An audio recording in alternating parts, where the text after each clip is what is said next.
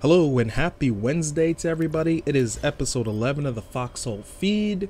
Let's just jump right into this motherfucker. Now, Sony is surveying interest for your favorite PlayStation games. Strange, weird, pre-PlayStation 4. What do they mean by that? Now, a couple days ago, like a week or so ago, I might have had a little rumor regarding them having PlayStation 2, PlayStation 1 games on the PlayStation 4. Now, the substance for the actual rumor actually has to do with the Battlefront DLC, not by DLC, the Battlefront Special Collector's Edition. Now, the Collector's Edition for Battlefront for the PlayStation 4, the bundle for it, states specifically that you're going to be getting several Star Wars games that clearly were released in the PlayStation 2 with new enhanced visuals. Now, this also comes along with another rumor, which the ESRB is sort of outing, of several PlayStation games. Like one of them was Twisted Metal, and there was like another game might have been Wipeout, but they were all being, verified and rated and everything for the PlayStation 4. So this rumor is so wide open, I don't even consider it a rumor anymore. I just consider it inevitable confirmation. So at Sony's Paris event, that's going to be coming October 27th, and the December event that they're going to be doing with PlayStation Experience, the likeliness is this is where they're going to announce this for whatever that it is. I think it's going to be just games for download. I don't think it's going to be 100% compatibility with BC or anything crazy like that, only because the ESRB rating tells us otherwise. So, you don't ESRB rate compatibility. That doesn't even make any sense. What they're doing is they're just re-releasing some of these games on PlayStation 4, either with enhanced visuals and 1080p or whatever. I don't know how deep it's going to go for that. Now, this survey is asking for people's interest on titles that they probably want to come on PlayStation 4. Because PlayStation 4 titles are excluded from this list. So what are you guys trying to say? Y'all want to know our favorite, but you only know our favorites that aren't about PlayStation 4? That's because the old titles. We already know what you guys are planning. Now, my personal favorites, outside of Sony's own, would probably be Onimusha, which I absolutely love that series. Still pissed off that Capcom never ported any of those titles over. They have some sort of fucking hate for Inafune, alright? This hate is deep because they don't port any of his titles. I don't know what is it with them. They completely hate this dude. Now, that's one of my favorite titles, favorite series on the PlayStation 2 that I would sort of want to see done in terms of being brought back. My favorites that Sony might have published might be Killzone series, which I really love, Killzone 1 and 2. SOCOM series, which I also really liked back in the day. There's a lot of great series that I would personally like. Dark Cloud, just like one of them that I know everyone's probably begging and asking for. Symphony of the Night, which I really love. There's a lot of good games that I could see them bringing back that aren't really theirs, or some that are there, some that aren't. Depends on how many of these publishers are down to re-release some of their content. I think easily Square is an easy bet. Capcom, another easy bet that they'll have titles, since both of these companies are real big in terms of re-releasing stuff and porting stuff. They're really good at keeping up with that. For most of their titles, they're pretty good at that. I mean, just recently, not like a week ago, Square just ported Final Fantasy 5 over to Steam on PC.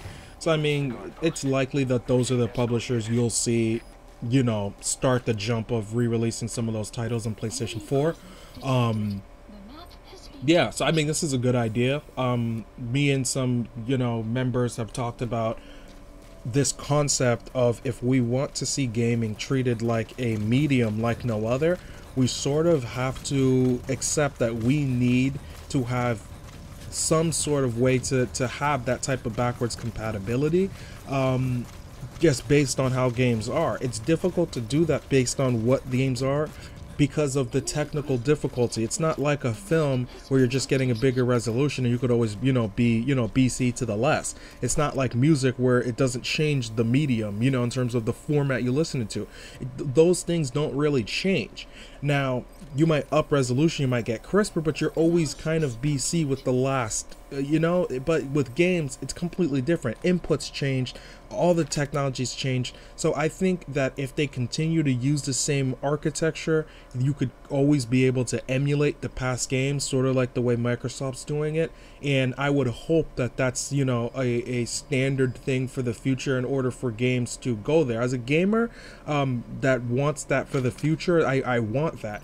As a businessman, I completely understand if they don't focus on BC or focus on putting that, you know, into the system, because the reality is that's not what sells systems. Now, people always go off of this idea of, well, you know, you get 2 systems in 1 or 3 systems in 1 or what have you. But when the PlayStation 3 launched, it was the worst launch of any PlayStation. And having 3 of those systems in there didn't, you know, make it any better. Now, a lot of people might cite it was also $600, and that also hurt it.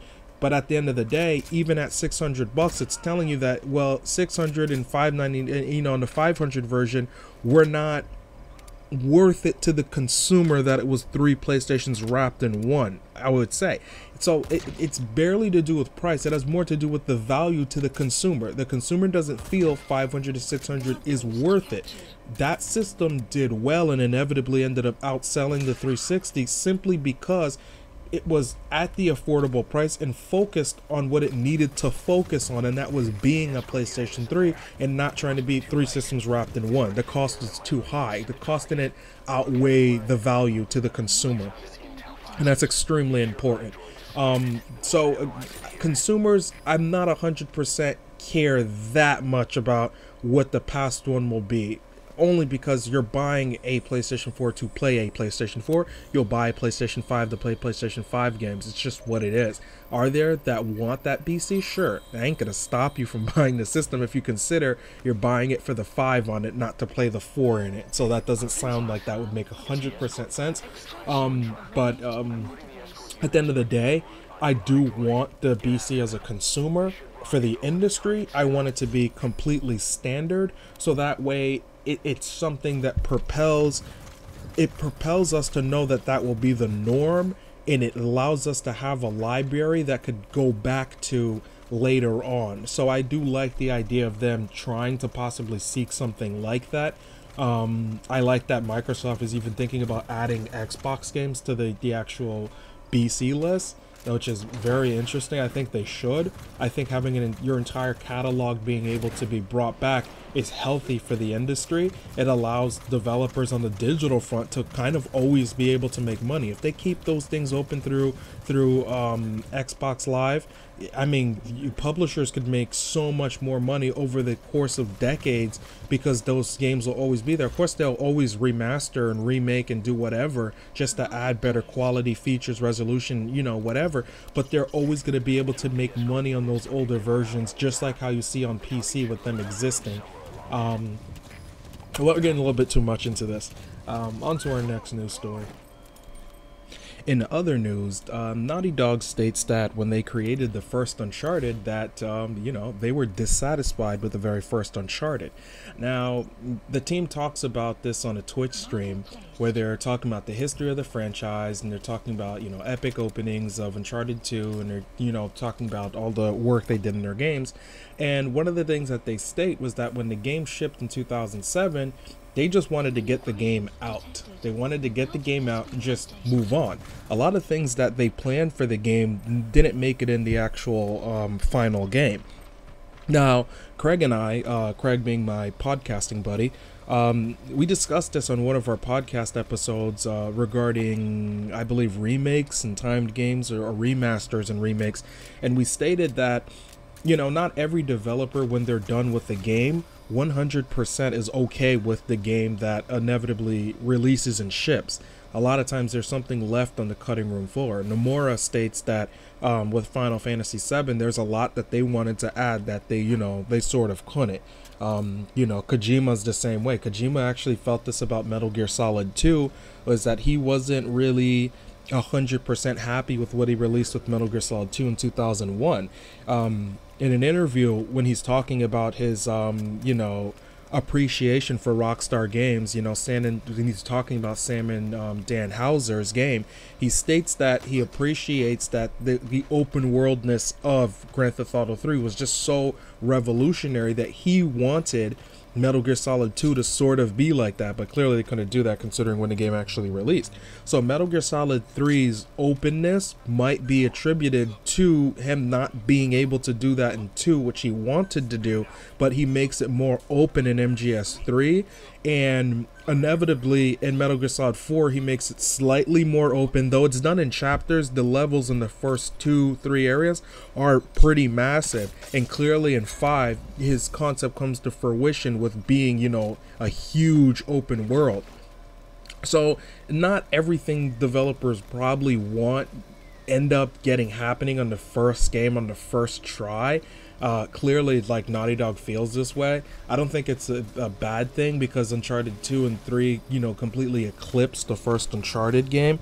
So in some respect, I understand what they mean, but that's not to be seen as a terrible thing, because it's just the way a progressive series is. At the end of the day, the game needs to ship, and in order for them to be able to fund sequels, we can't spend like a billion years working on, you know, one title to get it done. I mean, if you sort of look at how development is, it's something that if you always want to keep adding new ideas and new ideas and new ideas through development, you're never going to get it complete. You know, people need to get a game of whatever your vision is at that current time, not whatever your vision is going to be forever. I think that games are one of these few things where you could always add to them. I think we also talked about that on that podcast in regards to that, how games are made. You could kind of always continue to add to them, even if there's small things here and there. So you can't really get a 100% complete game, if you mean complete as in terms of what they wanted at that time. I don't know if that's a thing.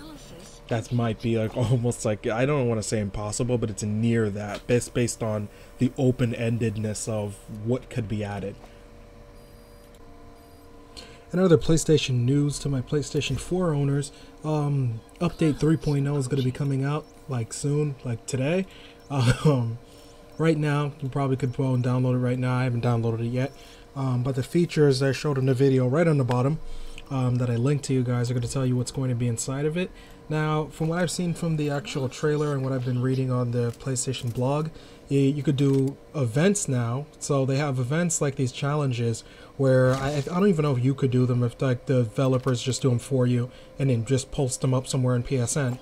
So you go to this little tab on PSN called, or go to a little tab in your PlayStation 3 called events, and they'll show challenges for like Drive Club, and I saw something for like The Order and some other stuff. And it's just something where they have it where, you know, it's a multiplayer challenge. You go in and everybody jumps in and does it. It looks like it's going to be all based on what developers want to do with it, which I like. Another interesting feature I saw was make communities, like games like for like Drive Club and Bloodborne and all these other IPs that release. Now the communities feature is like, basically it's almost like if you make a fan page or something. You make a Bloodborne fan page, and I saw something that showed like people could like type on there, and it shows their username, and you'll show like this big community wall that's going to show you what everyone's talking about that's in that. But the thing is like that's not just exclusive to the ones that are made there. I saw on the screen that you could create your own communities. Like, let's say if I wanted to create a community called Foxhole Gaming, I could make that, and it would just have a bunch of people who are, you know, joined in that community, all, you know, talking on like the same thing. What's nice about that is like you don't really need to, it doesn't look like you have to have the person's, you know, PSN to do that. It's almost like there's another app that I'm thinking about that on some people's phones, WhatsApp like that. Like, you don't really need to know the person. You could have their WhatsApp and not have, like, you know, their phone number, or you could have their WhatsApp and not necessarily know them. So it seems to be a nice way to communicate without giving out all your other information, I guess. I likes.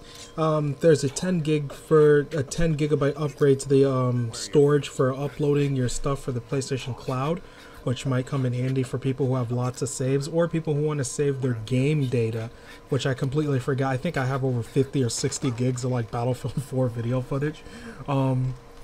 Also, there's going to be YouTube live stream support. which I really like. So YouTube live stream support. I don't live stream on here with you guys as much as I do that on Twitch, but I might change that because of that live stream support. It depends. It depends on how well it works after I update it. I might test out some things. There's also Twitter support now. So you could add Twitter clips for certain things that you're playing, which I could see somewhat being nice. So you guys check it out today. That's going to be update 3.0 for my PlayStation 4 users. Now on to some slightly non-PlayStation things. For a change, for some news. Scalebound director Hideki Kamiya, one of my favorite directors of all time, had an interview with DualShockers that they put up yesterday, with him discussing his work on Scalebound and how it came about. Now, he states that he's always had, him and his team have always had a love for the Xbox since they made Bayonetta.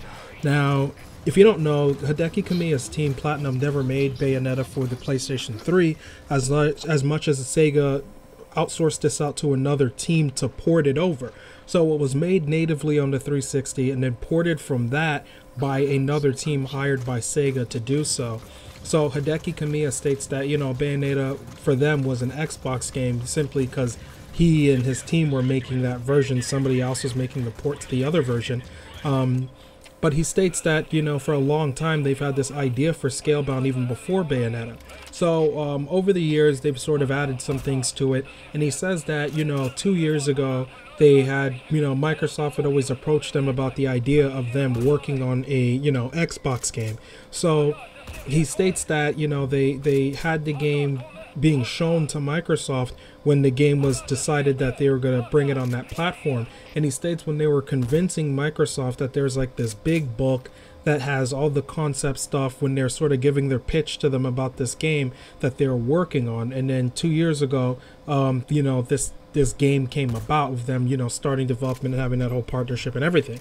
Now, after that, they go on to talk about, you know, the dragons and how this works in the concept of gaming. And, you know, because we already know that dragons are in so many games, like, and they're in a lot of games as enemies most times, like Skyrim, you know, most times they're going to be your enemies in there, with the exception of a few times in Skyrim. And I don't think it's too old for me to say spoiler, okay? Game's too motherfucking old. Spoiler, there's a dragon in there that talks that is not really 100% your enemy. So he states that, you know, most games these guys are your enemy. And how does this change in Scalebound? So in Scalebound, which this is news to me, the dragons in this game are, the dragon that you're with is, you don't control it. So you tell it what to do, but you don't control it yourself. So you could tell it what to do, but it has its own mind. It's essentially not going to always listen to you every time. And Hideki states that it has its own like personality and its own challenges and its own priorities of what it actually wants to do. Rather short interview, but if you're interested in Scalebound, I would definitely check it out. And our last news bit of the day, GameStop CEO Paul Raines. That sounds just like a fucking bad guy's name in a 90s movie. Paul Raines. Now, he's the GameStop CEO, Paul Raines, thinks physical games aren't going anywhere. Now, speaking to Fortune magazine, he states that disc-based games, they're going to be around forever, which I don't disagree with him at all. And he states that there's a 50% decline in physical music, 60% in about movies, but it says it doesn't spell a doomsday for the industry, which I actually agree with him, just based on how games are. Now, he states that, you know, they got a lot of revenue, like 9.3 billion in 2014, which is, that's a lot of damn money. But so he thinks that that's not going to go away because of lots of reasons. My own personal reasons, and I've talked about this for a long time now, in terms of the whole dichotomy of the used game industry, or used game industry along with physical game releases and digital and Steam and PC. Now, I've talked about all those things in light of stuff like this happening. I've talked about these things for years, and the concept is that you're not going to get these things go away simply because of the interface of how data is moved now, because of bandwidth and because of all these companies that are having their whole little, you know, bandwidth war. None of them are going to go to that extent of, you know, releasing some secret bandwidth that, or is releasing some service that's going to give you a lot of gigs in bandwidth. So let's say, for example, we have games nowadays are 50 gigs easily of games, 55 plus gigs sometimes of games. Now 55 gigs for a single game. What service are you going to go to that's going to basically allow you to do this with no data cap at all? Now, we don't have a service that allows something like that. We have some services, like I know Google's like service that they have in like one state in Arkansas somewhere, some weird ass state, where they have 100 gigs like per second of some bandwidth, and it's like you had to be in a specific city, and it was something like nuts. I think it was in Oklahoma actually, but it was really nuts. But we don't have any service like that, at least where I stay at, where that's even a realistic like option. That's insane, and it's not a realistic option to folks like me who primarily purchase my games physically. I game on PC, and I've gamed on PC longer than I've even gamed on console, and I would definitely say that, or I would say just as long as I've gamed on console, because I still gamed first on console. It's like I still buy physical games on PC. Though I use Steam, I still buy games on PC that are physical games. In the same respect, I still buy digital games on PSN. That doesn't mean I only go digital, but I buy games on Steam, but that doesn't mean I only buy digital on Steam. It just merely means that moment in time when there's a sale and there's something I want to take advantage of, I'm going to buy it that way. But we don't have any model or any service right now that's worldwide type of infrastructure that'll ever lend to us getting something like that. And because these companies are all grouped together and keeping bandwidth this way, as opposed to having real competitive a real competitive edge, we're not going to get that. Google's the only company that's even trying to do a 100 gigabyte thing and trying to make that a thing. And I think theirs was like $100 a month or something like around that. And I would ride with that if it was that price. And I don't 100% remember the exact price. I might link it on the bottom somewhere. But if it was that, I would be okay purchasing that because I use up a lot of bandwidth, so I would be fine with that. But not necessarily just to game. Like, that seems like that's a bit much. You'd be paying more for bandwidth than you, if you just only gamed, you'd be paying more for bandwidth than you probably would clearly over the year of owning a system. You would pay more money for the bandwidth to get the games than the cost of the actual system. That's insane. Now, what company is going to go and build an infrastructure specifically for gamers to get something like that? That's just crazy. Games increase in size faster than bandwidth increases. We're at 55 gigs now. Consider we were at 50 gigs last generation on PlayStation 3. We're at 50 gigs with everybody having Blu-ray installed. We were at 50 gigs last generation on many titles. There are many PlayStation 3 titles right now that you could purchase that are going to be 50 gigs plus, or going to be 40 gigs, 30, etc., because they had the extra room to make those games that much space. Now that we have this generation where everybody has Blu-ray and that's being the normal thing is to see 50 gigs, don't be surprised if the ending of this generation you wind up with 200 gigabyte games, 150 gigabyte games. That's not something that's shocking to me because we started the PlayStation 2 generation with 5 gig disc. We ended that generation with DVD9, 2 times the size that we started with, and even those that use DVD9 were coming with 2 disc. So if you consider that in some point we had multiple discs, or at some point we had double the capacity being used and people were using multiple layers, that technically means we ended the generation with 2 to 3 times more being used. So why would it be that big of a shock that we would be using 2 to 3 times more this time around again? That's not that much of a shock to believe that in the course of one generation. So what happens next generation? We're not going to stay at 50 gigs. Clearly, next generation, if you're wanting something in 4K or something at this extreme resolution and extreme tessellation and all these animations and all this AI and all this complexity, you're talking about an increase in space. So never mind what bandwidth is today. Never mind what we could do with bandwidth of 50 gigs today. What about the next 5 years? Can anyone guarantee in the next 5 years that we'll get an infrastructure that allows us to do what we're doing with right now with our current setup? Because by the time that rolls around, it would barely be able to support the newer games that are coming out at 300 plus gigs, possibly. And that's kind of light compared to the jumps we've had in gaming prior. So I agree with them on this topic that the disc-based games are going to be here to stay, simply because of also the demand. Even if we want to say that there's an infrastructure out there that allows us to do this, who wants to have one method of distribution? I don't know if any gamer wants that, and lots of people have voiced their concern. On any message board you go to, people are voicing their concern regarding this, and a lot of it's overwhelmingly against the concept of being digital only. I could link many things that cite, let's say, something like a Mass Effect that came out several years ago. That's still $20 on Origin. Mass Effect 3 and 2, they're still $20 in Origin. Right now you could buy that game for $8 on PC. So I could buy it for $8 disc base on PC versus the $20 as the digital. For them it doesn't really matter. There's some companies like Activision where, whether you guys believe this or not, if you go on Steam right now and put in Call of Duty, some Call of Duty's games from 2 years ago are still full price. Now, if you Google that for Steam, you'll see it's full price. I want you to Google it for Amazon used, or just Google it for disc base, and you'll see the price difference is significantly a huge gap. So I don't personally want that. I know most gamers don't want that, because if they're doing this with another distribution method existing, they're doing this with multiple options. What happens when there's only one option and they don't need to lower the price? That's the situation that scares me, because they're not even afraid to do this with multiple options. So I don't 100% agree with that. One of the biggest things to cite about this would be games like PT. PT was removed from PSN.